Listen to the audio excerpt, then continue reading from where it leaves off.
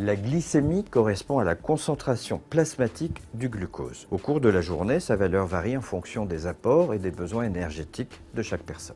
On mesure la glycémie de deux manières. D'abord la glycémie à jeun, dans ce cas la prise de sang s'effectue bien sûr à jeun, sans apport calorique pendant les 8 heures précédant l'examen. Et puis il y a la glycémie postprandiale, et dans ce cas, comme son nom l'indique, la mesure de la glycémie se calcule 1h30 à 2 heures après le début du repas. La mesure de la glycémie permet de savoir s'il y a une bonne régulation du taux de sucre dans le sang.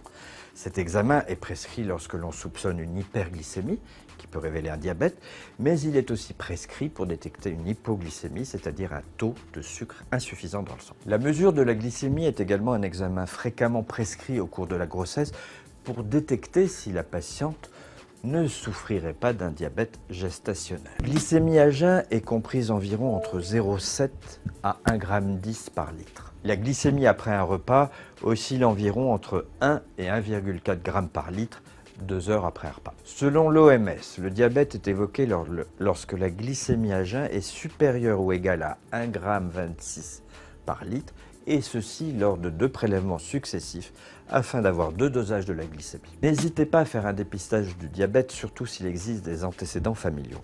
Et sachez que la meilleure des préventions du diabète est bien sûr de s'alimenter correctement, mais également, et trop peu de personnes le savent, de faire du sport régulièrement.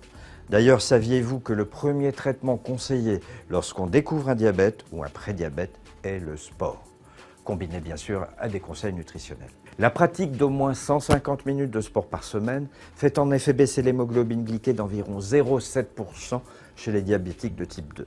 Lorsque cette valeur permettant d'évaluer la concentration de glucose dans le sang baisse de 1 %, les risques de complications diminuent respectivement de 15 à 30 %. L'association de l'activité physique et de mesures diététiques est donc le traitement de première intention du diabète.